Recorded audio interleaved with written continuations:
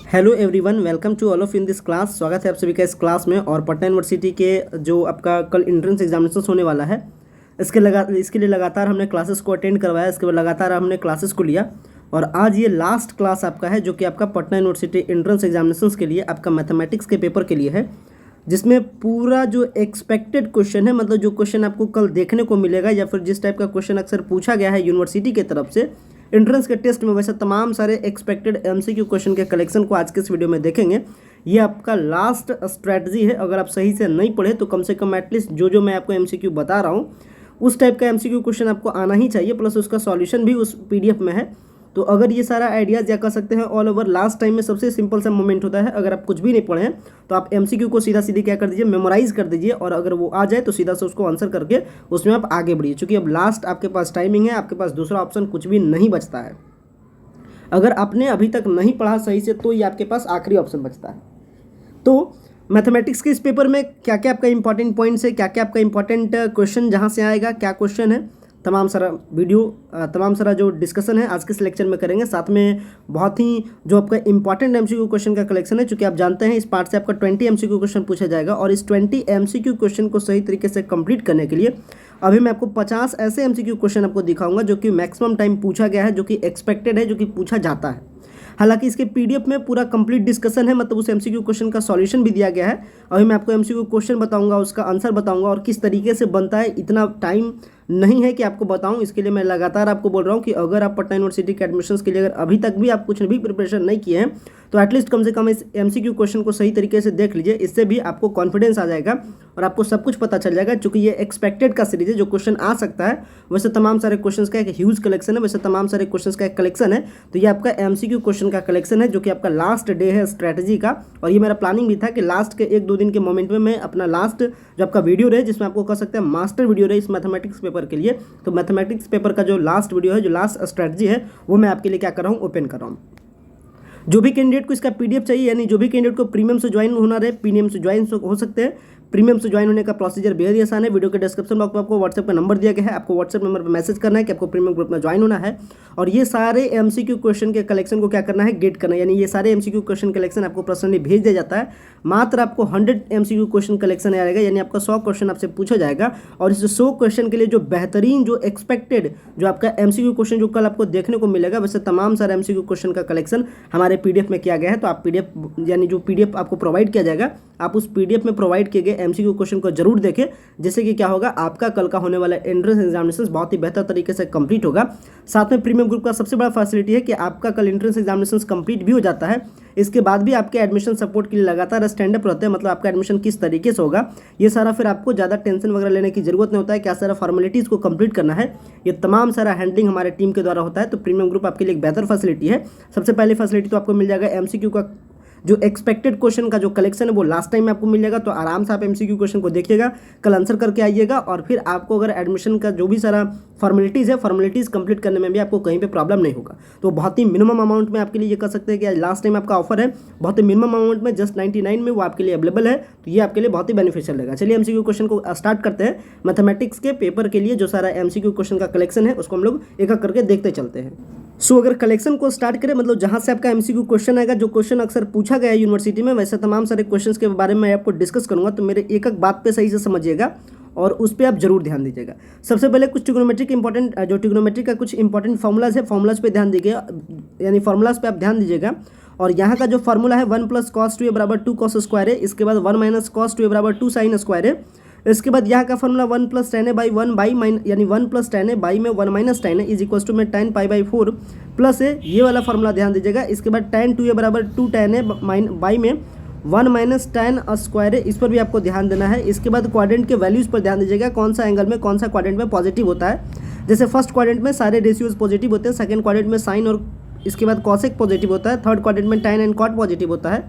And fourth quadrant में आपका cos and sec positive होता है। यहाँ से आपको ये ध्यान देना है। आगे बढ़ते हैं तो सबसे द मोस्ट इंपॉर्टेंट रेंज और डोमेन का आपको 100% एक क्वेश्चन मिलेगा, जिसमें अक्सर मैक्सिमम टाइम पूछा जाता है साइन, कॉस या टेन, इसी तीनों में से एक पूछा जाता है, प्लस इसका इन्वर्स पे भी आप ध्यान रखिए। अगर बात की जाए रेंज के बारे में तो ध्यान रखिएगा साइन इन्वर्स एक्स का जो रेंज होता है वो -1 से लेकर के 1 के बीच में होता है। कॉस इन्वर्स एक्स के बारे में बात करें तो इसका भी रेंज -1 से लेकर के 1 के बीच में होता है।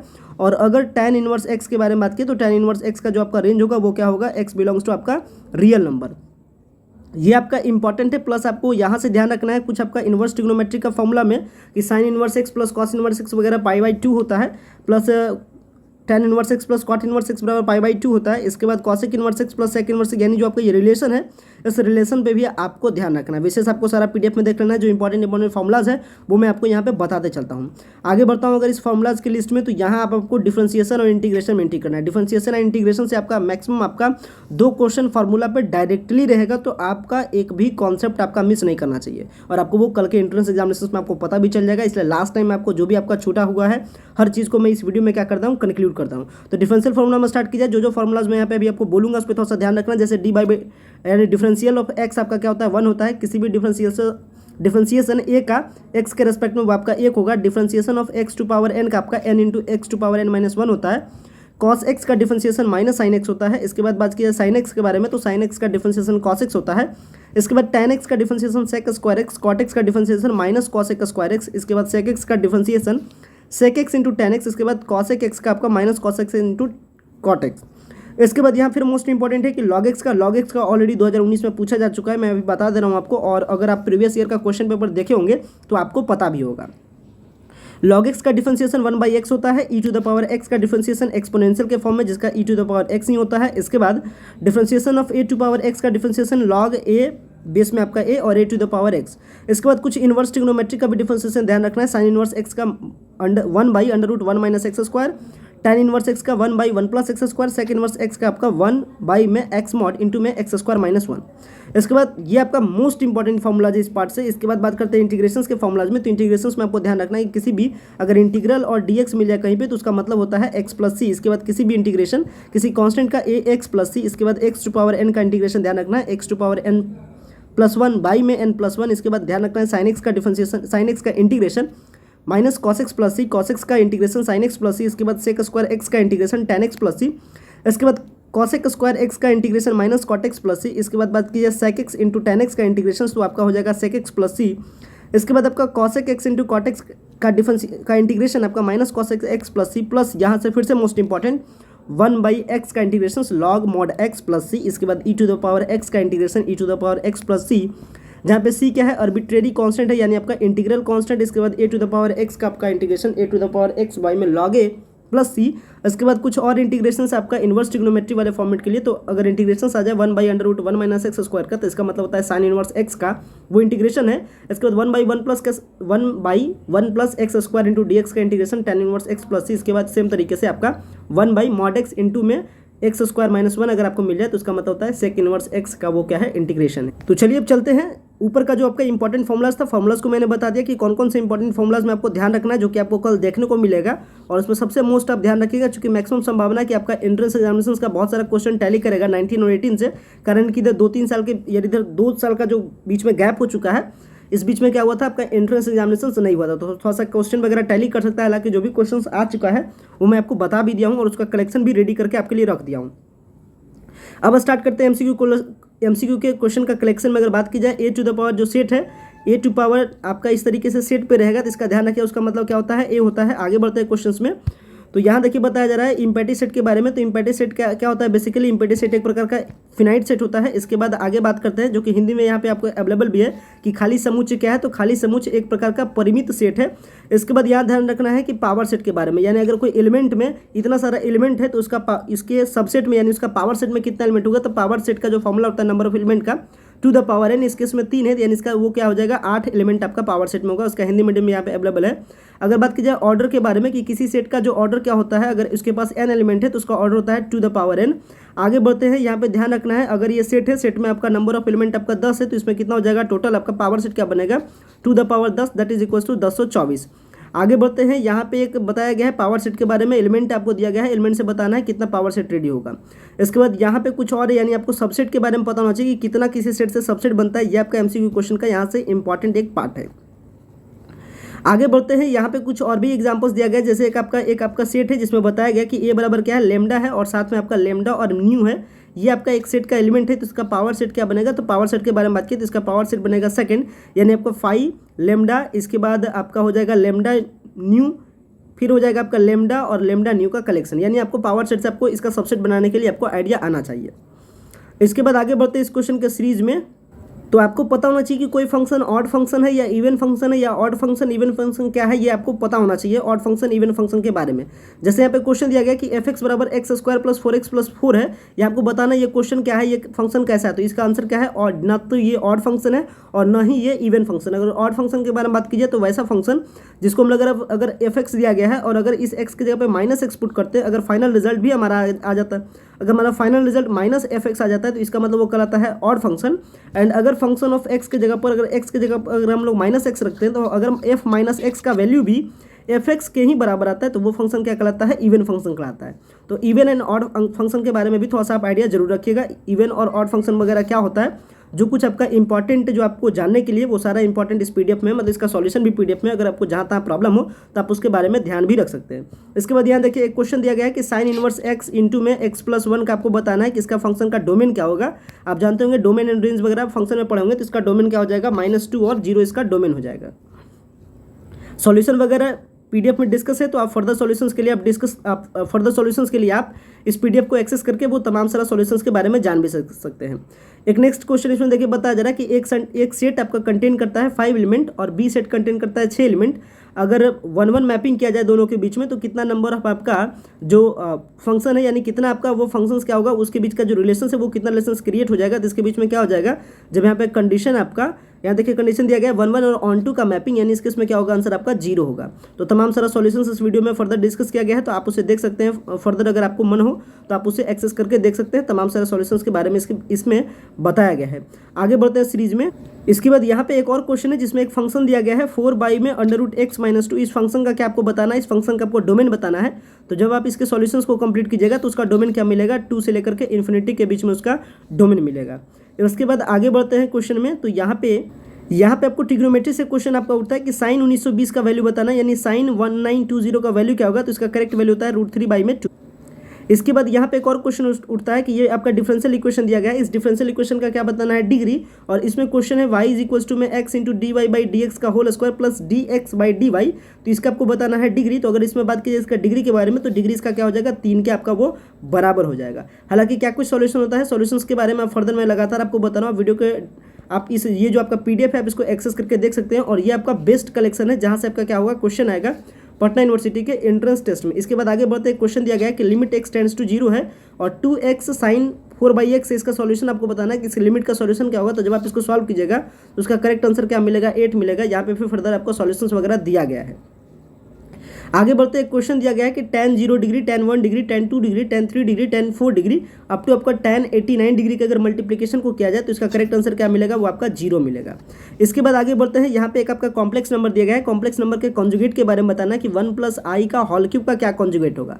अगर कॉन्जुगेट के बारे में बात किए तो कॉन्जुगेट में क्या किया जाता है कि कॉम्प्लेक्स नंबर के साइन को क्या कर दिया जाता है, चेंज कर दिया जाता है। लेकिन इस केस में यहाँ का जो बीच का साइन प्लस, इसको माइनस करने से पहले आपको क्या करना पड़ेगा, 1 + i² होल क्यूब को पहले सॉल्व करना पड़ेगा। और जब आप इसको सॉल्व कीजिएगा तो आपको करेक्ट आंसर मिलेगा साइन चेंज करने के बाद -2 माइनस में आपका 2i। ये इसका क्या हो गया, कॉन्जुगेट का इसका सॉल्यूशंस हो गया। इसके बाद एक और लिमिट दिया गया है जिसमें देख सकते हैं लिमिट क्वेश्चन पूछा है कि limit x tends to 0 1 - cos 2x to whole square by में x⁴। इसका आपको क्या करना है, लिमिट का सॉल्यूशन बनाना है। तो इसका लिमिट का सॉल्यूशन कैसे होगा, ट्रिग्नोमेट्री के हेल्प से होगा कि 1 - cos 2x का जो फॉर्मूला होता है आप इसको अप्लाई कीजिएगा और अप्लाई करने के बाद सॉल्व कीजिएगा तो इसका करेक्ट आंसर आपको मिल जाएगा जो कि होगा 4। आगे बढ़ते हैं क्वेश्चन के सीरीज में। तो यहाँ पे एक आपको इंपेरिकल रिलेशन से रिलेटेड क्वेश्चन है। यहाँ पे आपको मीन एंड मोड के बारे में बताया गया कि 4 और 10 है, तो इसमें मीडियन बताना है। तो आप जानते हैं कि इंपेरिकल रिलेशन से आप मीन मीडियन अगर आपको दिया रहे तो आप मोड वगैरह या कुछ भी जो अननोन वैल्यू आप उसको निकाल सकते हैं। और इस केस में जब आप इसको सॉल्व करते हैं कि 4 आपका मीन है और 10 आपका मोड है, तो इस केस में आपका करेक्ट आंसर आएगा आपका 6 आएगा मीडियन का। आगे बढ़ते हैं यहाँ क्वेश्चन का सीरीज में। तो यहाँ पे आपको बताना है एक्यूट एंगल दो लाइन के बीच में। यहाँ एक लाइन आपका जिसका इक्वेशन है y = x + 4 एंड सेकंड आपका y = 2x - 3। इसका आपको क्या करना है, एक्यूट एंगल। तो आप जानते हैं एक्यूट एंगल निकालने के लिए आपको क्या करना होता है, पहले आपका दोनों लाइन का स्लोप निकालिए, इसके बाद फॉर्मूला को अप्लाई कर दीजिए कि tan theta is equals to m1 plus m2 by में 1 माइनस m1 m2 का कॉन्सेप्ट को अप्लाई कीजिए और इसमें आप फाइंड आउट कीजिएगा तो आपका इसका करेक्ट आंसर मिलेगा इस केस में acute angle between them that is equals to tan inverse 1 by में 3। आगे बढ़ते हैं क्वेश्चन के सीरीज में। तो यहाँ पे आपको यहाँ पे फिर से एक क्वेश्चन आया जिसमें आपको बताना है cos 1230 का आंसर क्या होगा। तो cos 1230 को अगर आप सॉल्व कीजिएगा तो इसका करेक्ट आंसर आपको मिलेगा -√3 बाई में 2। आगे बढ़ते हैं क्वेश्चन के सीरीज में। यहाँ पे कुछ आपको लार्ज वैल्यूज के एंगल से रिलेटेड आपको क्वेश्चन मिलेगा, तो आप एक क्वेश्चन को जरूर देखिएगा। जैसे इसमें cos 3015 का आपको वैल्यू बताना है, जब आप इसको सॉल्व करते हैं तो इसका करेक्ट आंसर मिलता है आपको -1 बाई में √2।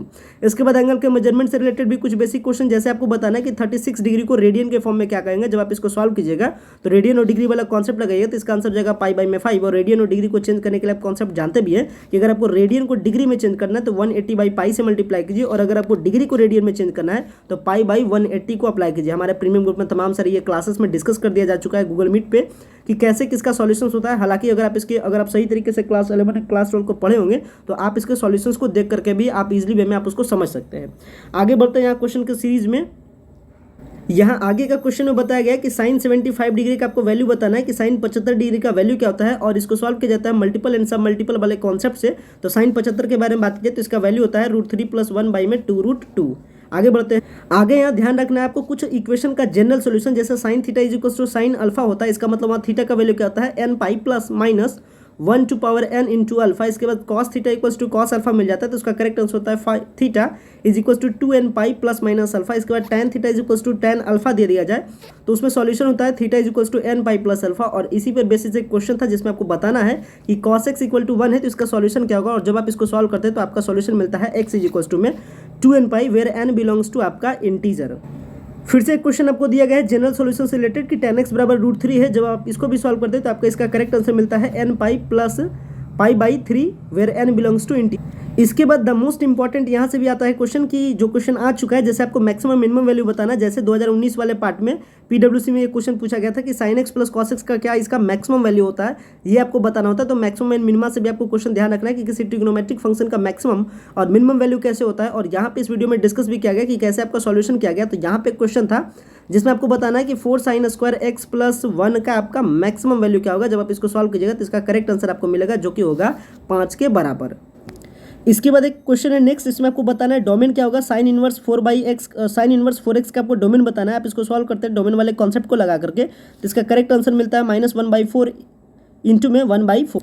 इसके बाद एक और क्वेश्चन है जो कि आपका इनवर्स ट्रिग्नोमेट्री से रिलेटेड है कि sin inverse 4/5 minus sin inverse 3/5 का वैल्यू क्या होगा। और इस टाइप का भी क्वेश्चन आपका पूछा जाता है और पूछा जा भी चुका है यूनिवर्सिटी के इस एंट्रेंस टेस्ट में। तो इसका आंसर होता है करेक्ट आंसर sin इनवर्स 7/25। और आप इसको सॉल्व करते हैं sin inverse minus sin inverse y वाला फार्मूला से, यानी sin inverse x minus sin inverse y क्या होता है, sin inverse x plus sin inverse y क्या होता है, ये सारा कॉन्सेप्ट को लगा करके आप इसको सॉल्व करते हैं। और जब आप इस केस में सॉल्व करते हैं तो आपका करेक्ट आंसर मिलता है sin इनवर्स 7/25। आगे बढ़ते हैं। तो आपको यहाँ मोस्ट इंपॉर्टेंट ध्यान रखना है रेंज के बारे में, जो कि मैंने आपको ऊपर भी बताया था। डोमेन और रेंज ध्यान रखिएगा। sin इनवर्स x का जो आपका डोमेन होता है वो -1 से लेकर के 1 के बीच में होता है, और अगर इसके रेंज के बारे में बात किया तो -π/2 से लेकर के π/2 के बीच में होता है। Same as cos inverse x के बारे में बात किया है तो इसका डोमेन होता है -1 से लेकर के 1 के बीच में, और इसका रेंज होता है 0 से लेकर के π के बीच में। अगर बात की जाए tan इनवर्स x के बारे में तो tan इनवर्स x का रेंज होता है, डोमेन होता है -∞ टू +∞, एंड इसका रेंज होता है -π/2 से लेकर के π/2 के बीच में। वही अगर बात की जाए cot इनवर्स x के बारे में तो cot इनवर्स x का डोमेन होता है -∞ टू +∞, एंड इसका जो रेंज होता है वो 0 से लेकर के π के बीच में होता है। यहाँ कुछ स्पेशल डोमेन रेंज का भी केस आता है, जैसे sec इनवर्स x के केस में उसका जो आपका इंटरवल होता है वो होता है -∞ टू लेकर के -1 तक, और प्लस में साथ में होता है 1 टू लेकर के पॉजिटिव इन्फिनिटी तक। और इसका रेंज के बारे में बात करें तो 0 से लेकर के π/2 एंड फिर π/2 से लेकर के π के बीच में आपका इसका रेंज होता है। सेम एज यहाँ पे बताया गया है cosec इनवर्स x का भी। इसके बाद फिर से एक क्वेश्चन आता है कॉम्प्लेक्स नंबर से रिलेटेड, जिसमें आपको क्या करना है, आंसर करना है कि ω2 पावर 6 है प्लस ω2 पावर 7 है प्लस ω2 पावर 5 है, तो इसका करेक्ट आंसर क्या होगा। आप इसको सॉल्व करते हैं। अगर आप कॉम्प्लेक्स नंबर को पढ़े होंगे तो आप इसको सॉल्व कीजिएगा तो इसका करेक्ट आंसर क्या हो जाएगा, 0 हो जाएगा। चूंकि आप जानते हैं कि 1 plus omega and plus omega square बराबर क्या होता है, इसका करेक्ट आंसर क्या होता है 1 प्लस ओमेगा स्क्वायर का वैल्यू क्या होता है 0, और उस 0 वाला कॉन्सेप्ट लगाइएगा तो इसका सॉल्यूशन जब आप सॉल्व कीजिएगा तो वो क्या हो जाएगा, करेक्ट आंसर इसका 0 के आपका बराबर हो जाएगा। इसके बाद आगे बढ़ते हैं। केस में आपको मॉडुलस निकालना है। ये आपका कॉम्प्लेक्स नंबर दिया गया है 4+2i बाई में 1-2i, जहाँ पे i का मतलब क्या होता है √-1। और अगर आप इसके मॉडुलस को अगर फाइंड करते हैं, मॉडुलस का मतलब क्या होता है उस कॉम्प्लेक्स नंबर का मैग्नीट्यूड यानी उसका न्यूमेरिकल वैल्यू। जब आप इसको सॉल्व करते हैं तो आपको इसका करेक्ट आंसर मिलता है जो कि होता है 2 के बराबर होता है। हालांकि जो आपका पीडीएफ सेट है, मैं लगातार बोल रहा हूँ, पीडीएफ सेट में हर एक क्वेश्चन का सॉल्यूशन दिया गया है। अगर आप सही तरीके से समझ लेते हैं तो आप इजीली वे में वो जो प्रॉब्लम आएगा कल आने वाला जो आपका प्रॉब्लम है, या फिर अगर ये प्रॉब्लम सेम आ जाता है तो आप इजीली वे में आप उसे आंसर कर सकते हैं। आगे बढ़ते हैं। एक आपका सीरीज दिया गया है, आपको इस सीरीज में बताना है कि इस पूरे सीरीज का आंसर क्या होगा। i² plus i⁴ plus i⁵ same है जो बढ़ते जाता है, यानी i² plus i⁴ plus i⁻6 plus i⁸ इस तरीके से बढ़ते जाता है i⁻2n तक। आपको कैलकुलेट करके बताना है इस करेक्ट सीरीज का आंसर क्या होगा। और जब आप इसको कैलकुलेट करते हैं तो इसका आंसर भी क्या आता है आपके लिए 0 के बराबर होता है, जो कि आपका नीचे में इसके लिए सॉल्यूशंस आपको बताया गया है। आगे बढ़ते हैं। इसमें आपको बताना है, वैल्यू बताना है 1+i/1 - i। ये सबसे बेसिक क्वेश्चन है आपका कॉम्प्लेक्स नंबर का, और ये आप किसी भी टेस्ट को दीजिए, ये मैक्सिमम आपको पूछा जाता है, या फिर आप बोर्ड का एग्जाम दीजिए वहाँ भी आपको ये क्वेश्चन आपको देखने को मिला होगा। आगे बढ़ते हैं। क्वेश्चन के सीरीज में फिर से क्वेश्चन मिलता है हम लोग को कि लिमिट का एक क्वेश्चन है, limit x tends to 0 and यहाँ पे दिया गया है x/cos x को। और अगर आप लिमिट का कॉन्सेप्ट सही से पढ़े होंगे और आप जानते होंगे तो limit x tends to 0 x/cos x को सॉल्व कीजिएगा तो इसका करेक्ट आंसर आपका क्या आएगा 0 आएगा। अक्सर जो न्यूमेरिकल क्वेश्चंस यानी जो अक्सर थोड़ा सा जो लेंदी क्वेश्चंस होता है उसका सॉल्यूशंस मतलब जो क्वेश्चन आपसे पूछे जाते हैं वो मैक्सिमम क्वेश्चन आपका 0 या 1 वाला वैल्यूज आपसे पूछा जाता है, ताकि स्टूडेंट्स कैलकुलेशन में ज़्यादा कुछ प्रॉब्लम स्टूडेंट को एंट्रेंस टेस्ट के कैलकुलेशंस में फेस करना ना पड़े। साथ में कुछ और इंपॉर्टेंट अगर फॉर्मुलाज के बारे में बात करें तो limit x tends to 0 sin x/x का वैल्यू 1 होता है। Limit x tends to 0 e⁻x - 1 में x का भी वैल्यू आपका 1 होता है। आगे बढ़ते हैं क्वेश्चन पे। तो एक क्वेश्चन आता है, आपको क्या बताना है, टेंजेंट बताना है, टेंजेंट का इक्वेशन बताना है, जहाँ पे कर्व का इक्वेशन दिया गया है y = x³ एंड ये ध्यान रखिएगा ये आपका क्या है एप्लीकेशन ऑफ डेरिवेटिव। और जब आप इसको सॉल्व करते हैं एप्लीकेशन ऑफ डेरिवेटिव वाला कॉन्सेप्ट लगाते हैं, यानी slope is equals to dy/dx वाला अगर आप कॉन्सेप्ट लगाते हैं तो आप पाते हैं इसका करेक्ट आंसर क्या हो जाता है 3x - y - 2 = में आपका 0 होता है। आगे बढ़ते हैं क्वेश्चन में। एक क्वेश्चन आपको दिया गया है, ये भी आपका मोस्ट इंपॉर्टेंट है, पूछा गया हुआ क्वेश्चन है जिसमें आपको बताया गया है कि y = sin x डिग्री है, तो आपको बताना है कि इसका डिफरेंशिएशन क्या होगा। अगर आप इस डिफरेंशिएशन को सॉल्व करते हैं तो इसका करेक्ट आंसर आपका जो कि होगा πx, यहाँ देख सकते हैं इसका करेक्ट आंसर यहाँ पे है जो कि होगा π/180 इंटू में cos πx/180, जो कि आपका ऑप्शन में नहीं था, इसलिए इसके इसमें क्या बताया गया नॉन ऑफ द एबव बताया गया। मैं आपको लगातार बोल रहा हूँ जो क्वेश्चन में none of the above all of the above both A and B होता है वो उसका मैक्सिमम आंसर होता है।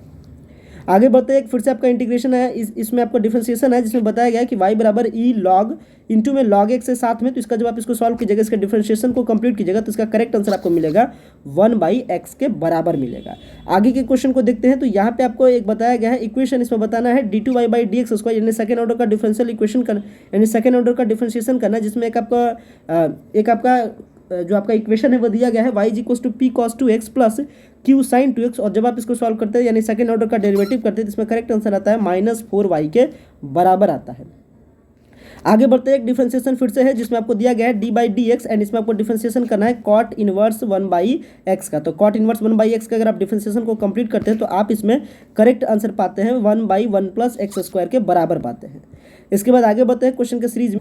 तो यहाँ एक क्वेश्चन दिया गया है जिसमें वॉल्यूम को एक्सप्रेस किया गया है 4πr³ के द्वारा से, और बताया गया है कि वॉल्यूम क्या कर रहा है चेंज कर रहा है वेलोसिटी, जो आपका वॉल्यूम है, वॉल्यूम उस स्फीयर का वॉल्यूम चेंज कर रहा है किसके रेस्पेक्ट में, यहाँ पे चेंज कर रहा है रेडियस के रेस्पेक्ट में। तो आपको बताना है कि जब रेडियस 2 होगा तो वॉल्यूम उसका कितना होगा। तो ये क्वेश्चन को भी सॉल्व किया जाता है एप्लीकेशन ऑफ डेरिवेटिव के माध्यम से, और जब आप इसको सॉल्व करते हैं इसका करेक्ट आंसर मिलता है आपको 48π। यहाँ पे आगे के क्वेश्चन में बढ़ते हैं। तो ये आपका एक क्वेश्चन आता है जो कि आपका डिफिनिट इंटीग्रेशन है। इसमें दिया गया है लिमिट आपको दिया गया है 0 से लेकर के 2 के बीच में इसका बाउंड्री दिया गया है, यानी अपर और लोअर आपको बताएगा। साथ में आपको यहाँ इंटीग्रेशन करना है dx/x² + 4 का, और जब आप इसको सॉल्व करते हैं इंटीग्रेशन वाले यानी डिफिनिट इंटीग्रेशन वाले कॉन्सेप्ट को लगाते हैं तो आप इसका करेक्ट आंसर पाते हैं π/8। तो ये आपका इंटीग्रेशन से कॉन्सेप्ट है। आगे इंटीग्रेशन का जो इंपॉर्टेंट क्वेश्चन अगर उसमें बात किया तो इंटीग्रल ऑफ cos² x के बारे में बात की कि इंटीग्रल ऑफ cos² x का आंसर क्या होता है, तो इसका करेक्ट आंसर होता है x/2 + sin 2x/4 + c। ये आपका cos² x का आपका करेक्ट इंटीग्रेशंस को बताता है।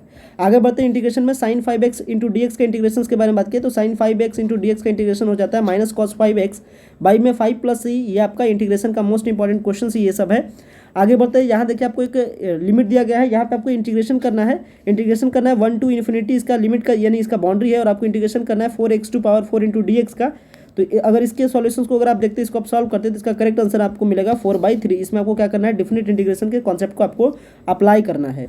इसके बाद नेक्स्ट क्वेश्चन दिया गया है आपको डिफरेंशियल इक्वेशन है। डिफरेंशियल इक्वेशन में बताया गया कि एक आपको डिफरेंशियल इक्वेशन को एक्सप्रेस किया गया है लॉग यानी ln dy by d x minus a equals to 0, इसका आपको सॉल्यूशन बताना है। और जब आप इसके सॉल्यूशंस को देखते हैं तो इसका करेक्ट आंसर हो जाता है y इक्वल्स टू में x e to power x plus c के बराबर होता है।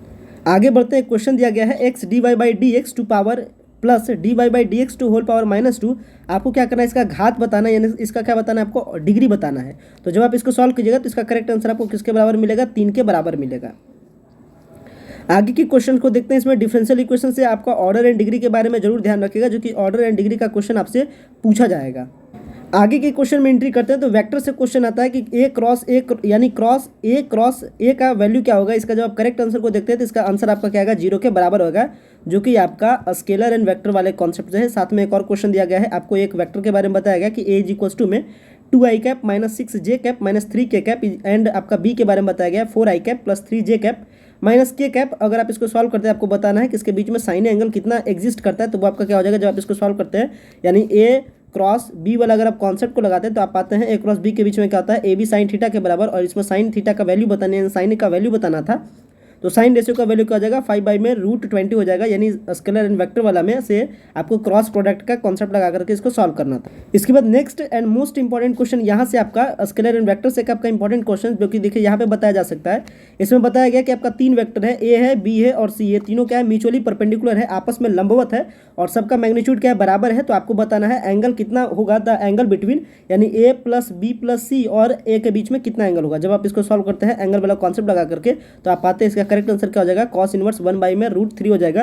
फर्दर सॉल्यूशंस के लिए आप पीडीएफ को एक्सेस कर सकते हैं, जिसमें पूरा पीडीएफ में सॉल्यूशंस वगैरह के बारे में बताया गया, तो आपका कॉन्सेप्ट वहां से क्लियर हो जाता है। साथ में एक और नेक्स्ट क्वेश्चन है वेक्टर से, जिसमें आपको बताना है वैल्यू ऑफ लेमडा। अगर ये वेक्टर और ये वेक्टर आपस में पैरेलल है, जब आप इसको पैरेललिज्म वाला कॉन्सेप्ट लगाते हैं वेक्टर के केस में, तो आप इसमें करेक्ट आंसर पाते हैं लेमडा का, जो कि होता है 2/3 के बराबर होता है। इसके बाद वेक्टर से एक और मोस्ट इंपॉर्टेंट क्वेश्चन जो कि आपका है कि a माइनस बी का अगर मल्टीप्लिकेशन होता है a प्लस बी के साथ, तो इसका फाइनल आंसर क्या हो जाएगा। जब आप इसको सॉल्व करते हैं इसका करेक्ट आंसर हो जाएगा 2a क्रॉस b। इसके बाद यहाँ थोड़ा सा डॉट प्रोडक्ट से आप ध्यान रखिएगा कि डॉट प्रोडक्ट में अगर सेम वेक्टर्स के बीच में मल्टीप्लिकेशन हो, जैसे i डॉट i यानी i और i का मल्टीप्लिकेशन हो, तो क्या होता है, 1 होता है। और अगर डॉट प्रोडक्ट किया जाए डिफरेंट वेक्टर्स के बीच में, यानी एंगल इंक्लाइनेशन दूसरा रह जाए किसे i का k के साथ, तो आंसर हमेशा क्या होगा, उस टाइप में 0 हमारा होगा। इसके बाद इंटर करते हैं प्रोबेबिलिटी वाला सेक्शन में। तो प्रोबेबिलिटी वाला सेक्शन में यहाँ देखिए क्वेश्चन बताया गया कि प्रोबेबिलिटी ऑफ बी का वैल्यू बताया गया, probability of A union B का वैल्यू बताया गया, जो कि है 0.6। तो आपको बताना है कि प्रोबेबिलिटी ऑफ ए का वैल्यू क्या है। अगर आपका ए एंड बी क्या है, इंडिपेंडेंट है, यानी आपका स्वतंत्र घटना है, तो आपको बताना है जब आप इंडिपेंडेंट इवेंट वाला कॉन्सेप्ट लगाते हैं, यानी probability of A intersection B वाला अगर आप कॉन्सेप्ट लगाते हैं इंडिपेंडेंट इवेंट के लिए, आप क्या जानते हैं, वो होता है प्रोबेबिलिटी ऑफ ए इंटू में प्रोबेबिलिटी ऑफ बी के बराबर होता है। अगर आपका जो इवेंट हो वो क्या हो, इंडिपेंडेंट हो, तो अगर आप उस वाला कॉन्सेप्ट लगाते हैं तो इसका आंसर क्या हो जाएगा, 1/3 के बराबर हो। नेक्स्ट यहाँ पे एक और क्वेश्चन इंपॉर्टेंट है प्रोबेबिलिटी से, जिसमें बताया गया कि ए और 2 क्या है, इवेंट है, यानी ए और 2 भी घटना है, जिसमें बताया गया कि प्रोबेबिलिटी ऑफ ए क्या है, 0 के बराबर नहीं है। और यहाँ बताया गया कि प्रोबेबिलिटी ऑफ बी बाई यानी कंडीशनल प्रोबेबिलिटी है, जो जिसमें आपको बताया गया है कि प्रोबेबिलिटी ऑफ बी का जब ए इवेंट होता है वो आपका ए है, तो आपको बताना है कि ए और बी के बीच में रिलेशन क्या है। तो ए क्या हो जाएगा, बी का उस सिचुएशन में सबसेट हो जाएगा, यानी ए बी का क्या हो जाएगा, उपसमुच्चय हो जाएगा। इसके बाद एक और लास्ट क्वेश्चन यहाँ पे देखिए क्या दिया है कि मान ले कि 2 घटना आपके पास है, 2 इवेंट होता है ए और बी, जहाँ पे प्रोबेबिलिटी ऑफ ए आपका एल के बराबर है, प्रोबेबिलिटी ऑफ बी आपका एम के बराबर है। तो आपको बताना है कि दोनों के बीच में कंडीशनल प्रोबेबिलिटी का वैल्यू क्या होगा, यानी probability of A by B का वैल्यू क्या होगा। तो आप इसको सॉल्व कीजिएगा तो आपका करेक्ट आंसर मिलेगा greater than and equal to l plus m minus 1 by में एम, यानी ये कंडीशनल प्रोबेबिलिटी से आपका इंपॉर्टेंट क्वेश्चन था। तो ये कुछ आपका इंपॉर्टेंट क्वेश्चन था जो कि एक्सपेक्टेड है, जो कि कल के टेस्ट में आएगा। एंड प्लस में बहुत सारा क्वेश्चन है जो कि इसी टाइप का क्वेश्चन आपका कल आपको यूनिवर्सिटी के टेस्ट में देखने को मिलेगा। तो ये आपका लास्ट टाइम के लिए आपके लिए बेनिफिशियल था, जिसमें तमाम सारे जो इंपॉर्टेंट एमसीक्यू क्वेश्चन का कलेक्शन था वो मैंने आपके लिए डिलीवर किया। आपके लिए लगातार मैं बता रहा हूँ कि आपको प्रीमियम ग्रुप से ज्वाइन होने से बहुत कुछ ज़्यादा, बहुत हद तक आपको बेनिफिशियल मिलेगा। कारण है ये आपको कल एक्जैक्टली पता चल जाएगा। और ये जो सारा पीडीएफ है, ये जो सारा एक्सेस करने का जो तरीका है वो आप प्रीमियम ग्रुप से एक्सेस करते हैं। इसके जो सारे पीडीएफ है हिंदी और इंग्लिश मीडियम में, वो दोनों पीडीएफ आपको प्रीमियम ग्रुप में ज्वाइन होने से मिल जाता है। प्रीमियम ग्रुप से ज्वाइन होने का प्रोसीजर बेहद ही सिंपल है। वीडियो के डिस्क्रिप्शन बॉक्स में आपको व्हाट्सएप का नंबर दिया गया है, वहाँ पर जाकर के मैसेज करना है और आपको प्रीमियम ग्रुप के लिए क्या करना है, एक्सेस करना है। सो गाइज ये आपका लास्ट जो आपका स्ट्रैटेजी है, जो लास्ट आपका मोमेंट है, उसके लिए लगातार हम आपके लिए स्टैंड अप है। सो गाइज वीडियो को एंड करते हैं। Thanks for watching this important video.